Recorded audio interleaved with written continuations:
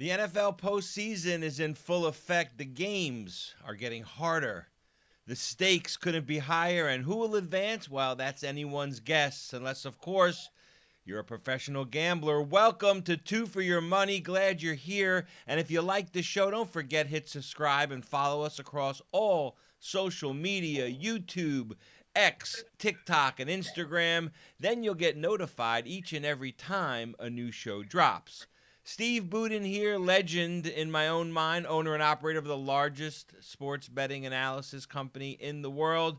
And I'm joined each and every week by my partner in crime, the always entertaining, reigning heavyweight handicapping champion of the world. You know who I'm talking about. It's Brandon Lang. What's up, champ? Tell you what, buddy, a lot of good matchups this week. Really looking forward to that Buffalo-Baltimore game. Rematch from week 4 when Baltimore punked them 35-10. That's the biggest game on the board. Really look forward to that one. Yeah, well, so many sports gambling podcasts out there to choose from. None like this one. Nowhere you're going to find two better opinions that come from two more opposite sides of the tracks. Brandon, hands down, the most well-known handicapper in the industry. Love it or hate it. He's a household name, but only if that household looks like a Gamblers Anonymous meeting filled with sports bettors who need winners like a crackhead needs crack. Me, on the other hand, former bookmaker, creator of the offshore and online sports betting industry for 20 years, I made my money on the dark side, taking the bets. But for the last 20 years, I've joined forces with you, the gambler, and the rest, my friends, is history. Okay, before we get into this weekend's crucial games, Brandon, I turn to you because I got to get your opinion on this. Let's, like we always do, let's talk a little Las Vegas. It's a sunny place for shady people. You lived there for a decade. I worked there for over a decade. When it comes to gambling and overall entertainment, it's nothing short of the center of the universe. Now tell me, Brandon, is there anywhere better to watch the NFL playoffs than a Las Vegas sportsbook? And which Vegas sportsbook is your favorite one and why? It's the new Circa, Yeah. and it's the Adult Swim outside, because it's as if you're in the biggest movie theater you've ever been in. It's outdoors. The weather's perfect. You're in a pool, and you got screens the size of half a football stadium. What he did with that, it's incredible. The vibe, the speakers, the games. If that's too much for you, go inside. He's got a amphitheater sports book indoors, and as I said before, it's 18 and over, so you got no kids running around. It's an experience. Number 2, listen, at the end of the day, you can't go wrong with Caesar's Palace. It's the vibe of Caesar's. It's old school. It's just, I'm an old school guy. Give me Caesar's, the crusty guys that are in their betting, sweating their $50 parlay, yelling and screaming at the screen. And then you got your whales sitting there nice, calm, and confidently watching their games as well. Can never go wrong with Caesar's, but new blood, they're heading off to Circa. I agree. I agree with that wholeheartedly. Listen, when you're in Vegas for the NFL playoffs, man, it's really hard to go wrong no matter where you are. Now, that being said, to me, some places, right, there are better than others. If I want to be with a crowd, I want to feel those ups and downs of every single swing. You're right. It's 100% Caesar's Palace. Really hard to go wrong there. It's a great crowd. It's an historic atmosphere. It's the Garden of the Gods. Amazing energy. Now, if I got a big bet on a game, which I tend to have on playoff games, I want a little more privacy. I'm at the D, downtown, in a private man cave on the 12th floor with all my closest friends. And let me tell you something, B, I'm only watching the game with people who are on the same side as me, right? The last thing I need is someone with a $200 bet cheering for a pick six that buries me for a 100-timer. And we've all been there. Losing is one thing, right? I don't want to go to jail for manslaughter. And finally, I always try and give you a nugget on the show, and that's hard to do because there's not much in Vegas that you don't already know about. But if you're betting on your phone like most people and you don't need to go to the casino window to cover your wages, one of the best places to watch a football game is Topgolf. I don't know if you've done that before. Their setup is amazing, as nice as anywhere. If you've never watched a game there, for me, it's a must-try. Topgolf, great place to watch a game. Let's make a quick left turn now. We usually talk some NBA. Well, let me just go ahead. Let me just add to this. Go ahead. I've known you for over 25 years. Yeah. There is no way in hell you are going to Top Golf swinging a golf club. No, And no. if you are, I'm on the next flight to Yeah. Miami to see this crack pipe golf swing of yours. Well, listen, I You got are sitting down, chilling, watching the games because I know you ain't swinging a golf club, my brother. about once I live in Florida, which is a very golf friendly town, right? And I'm in the business world, and then there's about a week or two a year that I pick up my clubs again, right? And like crazy, the first time out there, I play okay, like good enough to think, well, maybe this I can do this, right? Good hand-eye coordination. Been an athlete my whole life. I play tennis. I play pickleball now. I play basketball, like you know. And then by the end of that 2-week run, like I know, like I can never play this game. And it takes me about a year till I get the balls up to try it again. But let's take a quick enough about my golf. Let's take a quick. Yeah. I know, and you know, you can't play dead in the Western. It's okay. At least you're trying. Yeah. I shoot about a 96, but that's 9 holes, so that's a problem, you know. All right. Yeah, there you go. There you go. Quick, but I play fair and I don't cheat. So like, you know, I'll record a 9 or 10 if I have to. All right, quick left turn now. We usually talk about the NBA, but let's talk about someone who covers the NBA and all other sports for that matter. Skip Bayless was in the news. Repeated unwanted advances towards a hairstylist, including, wait for it now, a $1.5 million offer to have sex with him. Brandon, is this a shocker? What do you say? Yeah. Can you see it? I can see it. Can you see the L on your forehead? I can see it. Here's the problem with the media today. This guy's a beat writer for the Dallas Cowboys back in the day. Right. That's it. Beat writer for America's team. Yep. And you hang in there and you grime it out and you grime it out. And then the media blows up a little bit and you get a little gig here. And then Fox puts you on, the ESPN puts you on TV with Stephen A. Smith. Yep. Then you jump over to Fox. Now you got a platform. But it doesn't take away from Skip Bayless, the man. You've watched Skip Bayless, and I know you have because I have. I've always said the guy comes off being a worm. Yeah. Guy probably hadn't played a sport in his life. But the guy probably can't shoot a basketball or throw a football. You can tell everything about him spells nerd, geek, jerk. And I've heard from reliable sources that off camera, the guy thinks he's all that in a bag of chips. Yeah. So this is not surprising to me that this guy, first of all, couldn't meet a woman, let alone talk to a woman, let alone start up a conversation with a woman on a level playing field. But now come out and say you offered a woman $1.5 million to have sex with you. Let me explain something to you. How moronic that is, first of all, to not understand that you are in the media. So you have to be extra precautious with how you present yourself. It just goes back to what I've always felt about Skip Bayless. He's a fucking scumbag, you know what. Yeah. They should fire him and put him off air. I hope they hang him by his feet. Yeah. I'm telling you right now, I never liked the guy, and I couldn't be more happier. Something I live by, Steve-O. You reap what you sow in life, and eventually it's going to get you. Yeah. Let's hope it gets him.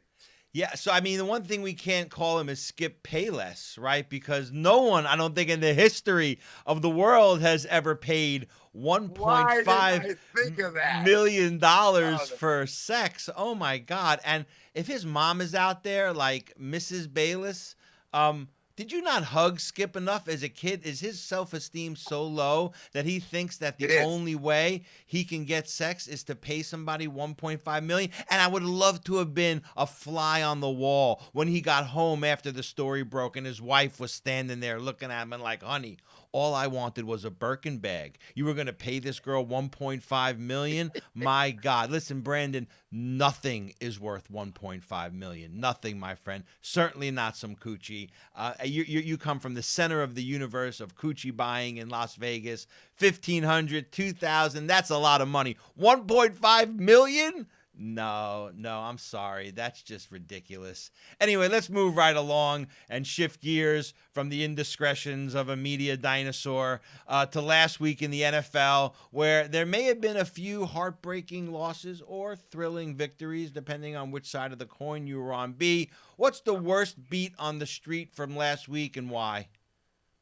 College football semifinal, Ohio State, Texas. Texas hangs in there all game long. Most books they were getting 6.5. It's a 7-point game with 4.5 minutes to go, and the Longhorns are facing a 1st and goal at the Ohio State 2-yard line, down 7. You are staring OT. You are staring what a game we're going to have in OT. Texas going to OT a second time after the Arizona State game. If you got Ohio State, you need the stop. If you got Texas, you need the score. 1st and goal at the 2, you run it, you don't gain a yard.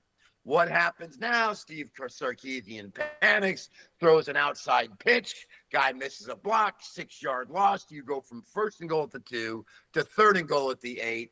Pair of incomplete pass on 3rd down. Now the only hope you have is to get a miracle on 4th down, and instead you get the strip, the sack, the fumble, return for a touchdown, and the 14-point cushion when you were right there with Texas. I didn't have the game. But you're right there.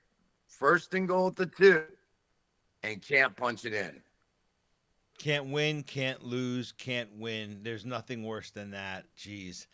All right, before we get into that thing that everybody came for, the weekly free pick winners, let's do what we do on this show that no other sports gambling show dares to do. Let's take a look around the country and discuss what the fuck is going on. Okay, with Trump set for inauguration this week, or actually Monday of next week, one of the things he said he's gonna do on day one, right, is sign 100 executive orders to try to restore some common sense and try to get the country jump-started and back on the right track after what turned out to be nothing short of a 4-year masterclass in complete and utter failure at every level. Immigration, election integrity, law and order, censorship, child sex trafficking, all of these are among the top objectives laid out in Agenda 47, Trump's presidential manifesto. But what I want to talk about now is something that's a little more controversial to some, not to me. To me, it's a matter of the right thing, but to others, a little controversial. Let's talk about presidential pardons to the January 6th protesters who have been rotting in jail for 3+ years without a trial, without due process, without a pot to piss in, and in most cases, treated worse than some of the terrorists in Guantanamo Bay. B, what's your take on the J6ers? My wife has commented on this multiple times, that there are people down there in jail wrongly accused, sitting there with family members. They can't get a good lawyer. They can't even get their case heard or seen. It's a travesty, and it's something that the press really hasn't talked about. The press has buried it. Nobody's got their hands up in arms about what went on, what's happened. People wrongfully accused rotting down there, and let's just hope Donald gets in there and takes care of it, because it really is a travesty. Biden's pardoning guys left and right. I don't think he's doing it. I think his staff's doing it. But At the end of the day, he's just trying to do as much as he can before he gets out of office. It's just a lot of stuff our boy Trump's going to have to fix. But at the end of the day, there are a lot of people down there who are wrongfully accused, that are innocent, that have been sitting there for 4 years, Steve-O, ready to get out. Yeah, it's a black eye be on the Republic. I mean, and forget about, like, you talk about the media. The media, they'll ask Trump about it, right? But they'll ask him this way. They'll say to him, like, are you going to pardon the violent criminals from January 6th? Like, that is somehow any type of major, part of what happened. Like, that's a big number. Like, at the end of the day, remember, there were more people at the Ellipse for that rally than there were there to see Martin Luther King. We're talking about an insane, if you saw the pictures, an insane amount of people. And they'll tell you, like, oh my God, these MAGA people, they killed people. They didn't kill anybody.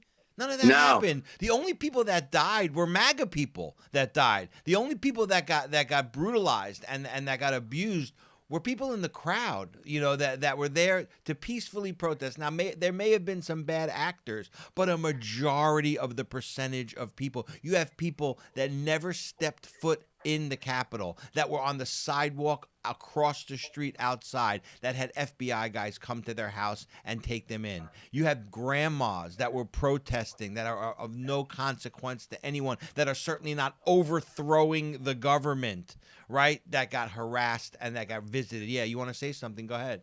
Yeah, if people do their homework, people will find out that Trump made a phone call to Pelosi and Yeah. made a phone call to the head of security saying, listen to me, something's going to go down and you need to get more security people Right. over there. I'm just telling you. And they did nothing. No. Nothing at all. This was a day before everything went down. Listen, I'm telling you, Yeah. something's going to go down. Yeah. They did nothing. Trump called for They the national. encouraged it, welcomed it. Unbelievable. Trump called for the National Guard, and Pelosi denied it, and she Yep. admitted that on video. Her daughter was making a documentary and has her on tape saying, no, it was my fault. I should have had the National Guard. Trump asked for the National Guard. But the thing is, it's not like they did nothing. They did a lot. They ushered the people into the Capitol. Those locks on those doors that are magnetic locks were released, opened, and the cops, you have tapes, and you say do your homework. And it would be nice if everyone could do their homework, right? But they won't let the tapes come out. Tucker Carlson tried to bring the tapes out on Fox. He got fired for doing it, right? He got through 2 nights of showing the tapes, and they literally fired him. Everyone's like, oh, Fox is so conservative. Listen, let me tell you something. They're all part of the media machine, and Fox may put on the conservative robe, and the other one wears the Democratic robe, but they're all the same. They all serve the same master, and at the end of the day, they have taken this information and they have hid it from the public for a reason. I think Trump gets in there 99.9% of the people, and then the guy who runs the Proud Boys, who like the white supremacist group, who's a Puerto Rican, right? Who wasn't even there, who gets 25 plus years in jail for what? For what? Yeah. The whole thing is ridiculous. I hope they get to the bottom of it. I feel strongly that Trump and Vance will both do the right thing on day one, and we'll see what happens there. Okay, before we go forward, just want to talk about the #1 sports analysis website in the country. It's 2foryourmoney.com. 17 of the top handicappers in the country, including me, including Brandon. It's a one-stop shop for everything you need to get an edge on your man. Tell us more, B. Yeah, one day free all access pass. That's the least we can do. Come on by, swing by, meet the handicappers, get a free day, wait for the weekend, wait till Monday, get the national championship game for free. We're not about trying to get as much money from you as possible. We're looking for have you come to a place where you can stay, win every single day. Somebody's always got the hot hand. 2foryourmoney.com. Good spot. Yep. Okay, so here's what you need to do, guys. Go right to 2foryourmoney.com right now. Grab yourself a free all-access pass, and we're going to give you actually 2 days for free.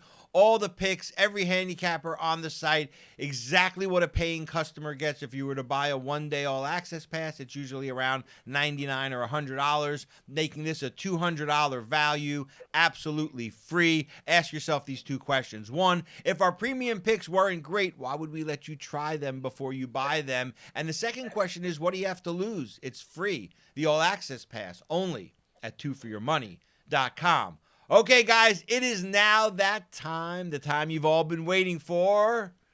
Here come the winners. It's this week's free picks. But remember, guys, free picks, they're just that, free picks. Your best chance to win is to grab the all-access pass and all the premium plays from all the top handicappers in the country. That's what I do. That's what Brandon does. And that's what you should do, too. Okay, here we go. First up, it's a Saturday matchup. Houston at Kansas City. Houston Texans, fresh off their dominant AFC wildcard destruction of the Los Angeles Chargers. They were all but written off entering that game, and they won 32-12. Now it gets much tougher. They're going to face off against Patrick Mahomes and the Kansas City Chiefs. Houston at Kansas City. Kansas City -8. Total 42, and you're up, champ. Had to get a little sugar from the wife. I saw that. That was nice. Listen, they met 3 weeks ago in Kansas City, and Houston moved the ball on them pretty good. Stroud with 2 massive interceptions. Casey ended up winning the game 27-19. Ironically enough, the line that day was 3.5. Right.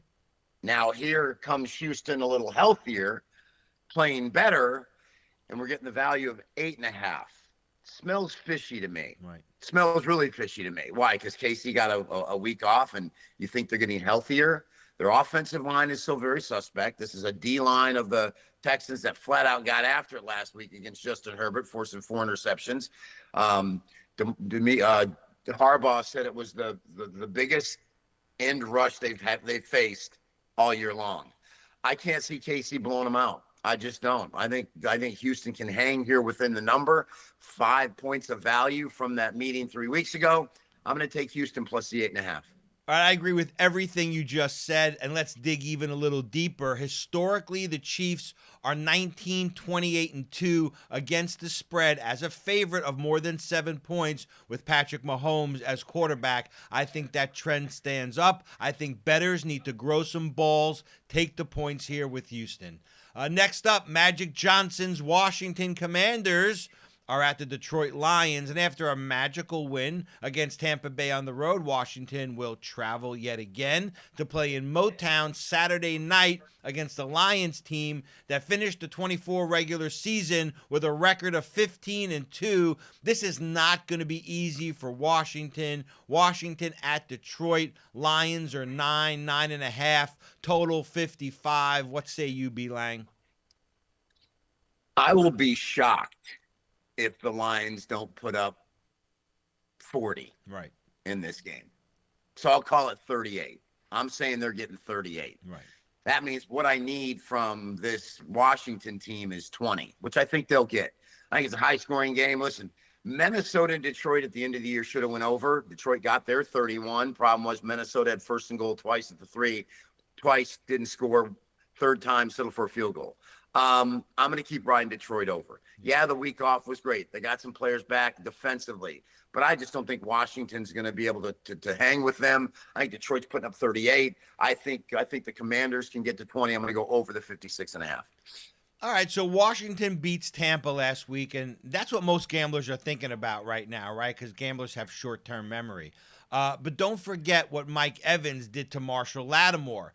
He ate him up, 7 for 7 for 92 yards and a touchdown. That's the blueprint the Lions are going to follow.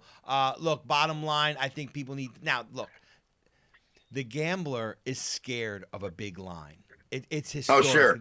That's why they come out with those big lines, right? It's to scare the gambler. It's to make them go, oh, my God, I don't know if I can lay that many points, right? And then they wind up opting for teasers and all kinds of sucker bets instead, right? I think you stay strong here. You bet Destiny. You bet Detroit. The Lions will win and cover. It's a double-digit winner. If it looks easy, sometimes it is. If it looks hard, that's on purpose. Stick to your guns. Bet Detroit. They will get the win and cover. Go ahead. Might have to sweat a little backdoor there, brother, but I think you get it. Well, I spent some time in jail where I always sweat the back door, so that's okay. Moving on to Sunday's games, Rams at Philly. Los Angeles Rams, one of 3 teams to pull off an upset in the wild card round. They took down the Vikings, a team, by the way, I said I could not bet. I said that right here. I would not bet them. Now they head to Philly to take on the Eagles. Rams at Philly. The Eagles are -6, total 43.5. What does B. Lang say now? That was my biggest Monday night release of the year, was the Rams over Minnesota. And a couple of things going on there. They were a 2.5-point home underdog playing in LA. The game gets moved to a neutral site field, and there's still a 2.5-point underdog. Vegas was giving you the winner right there based on not moving the number. I'm going to take them plus the 6 here. They are healthy. Now, I did have LA in the first meeting. It was a 10-point game. LA had the ball, chance to cut it to 3, went 3 and out. Next possession, Barkley broke off the long run to put them up 17, and that was pretty much all she wrote. Right. Playoff game now, getting close to a touchdown. That offense of the Rams is clicking. Their defense is healthy. Don't know if they can win it outright, but that offense looked really good to me on Monday night. I'm going to go with the Rams plus the 6.5. All right, here's the deal for me. A little bit different than you. We're going to disagree on this one. It happens to the best of them. Home field advantage, as you know, B, it's usually good for like 3 points in the NFL. That's what it's worth. In Philly, I think it's more like 4 points, right? Because it's major home field advantage. In the playoffs in Philly, I think it's probably 4.5 points. So the question is, for me, are the Eagles more than 1.5 points better than the Rams? That's an easy answer for me. I think it's yes. I am going to go against you on this one. I'm going to lay the points with Philly at home, and we'll have to see how that one winds up. And finally, the Sunday night bailout game of the week, which, by the way, they call it the bailout game, right? It's because all the gamblers are usually trying to get under the number. Every gambler has a bust-out number. The bookie doesn't settle under 1,000. They're stuck 1,200 going into the Sunday night game, and they're just trying to win enough to get under that 1,000 so they don't got to pay their bookmaker. That is how they came up with the bailout game of the week. It's the best game of the week, this one. The Ravens are at Buffalo. These may be the best two teams in the conference. The Ravens are -1 at the Bills. Total 51. B, this is a virtual pick 'em. Who covers? They met week 4. Buffalo was rolling into Baltimore 3-0, putting up 40 in 2 of those 3 wins. Josh Allen, early MVP running. They're going to go in there and play well. First possession of the game, Buffalo goes 3 and out. They punt, and Derrick Henry rips off an 89-yard touchdown run, and that's all she wrote in the 35-10 Ravens win. Now they go to Buffalo. Buffalo looked good last week. Started off giving up Denver 7-0. After that, lights out, game over, blew them out. For me, I think both these teams are going to score, and I'm going to go over the posted total. I think it's going to be a high-scoring game. I think Josh Allen is going to have better success. But at the end of the day, I think Lamar Jackson and Baltimore have a lot of success as well. I'm going to go over the posted total and sit back and watch a great game on Sunday night. And it is a great game, and we're going to disagree again. Guys, we don't speak about these games before the podcast. Going under? Well, listen. Let me just preface it by saying this. This is, like what you said, this is the best game on the board to watch. Rarely is it ever a good idea to take the most entertaining game, the most competitive game, and bet it, right? I can't bet this game myself because nothing would surprise me in this one. You got 2 really good teams and anything can happen. But in my gut, which is much smaller than it used to be. But in my gut, the only thing I can say is the total seems high. It's going to be freezing cold there, B. The total seems a bit too high for me. So gun to my head, I'll take the under. But I'm not. I'm not betting the under. I'm not betting the game. I have to come out with a pick here. I'm going to come back to you now. If I had to come with a pick, I'd come with the under. But go ahead and tell me why I'm wrong. The reason why I'm releasing the over, because my biggest NFL play of the entire year is on the side in this game. So make sure you go to twoforyourmoney.com and be ready for the side to this game, which is my biggest NFL play of the year. Well, we talk about a lot of historical trends on the program, and it is a historical trend in the 30 years. And you say 25, right? But you got to update that number every now and then because the years pack on pretty quickly. But in the 30 years that I've known you, nobody better than Brandon Lang in the postseason and on the Super Bowl. So if you got your biggest play going this weekend, I would definitely look at that, and I will not be going against that.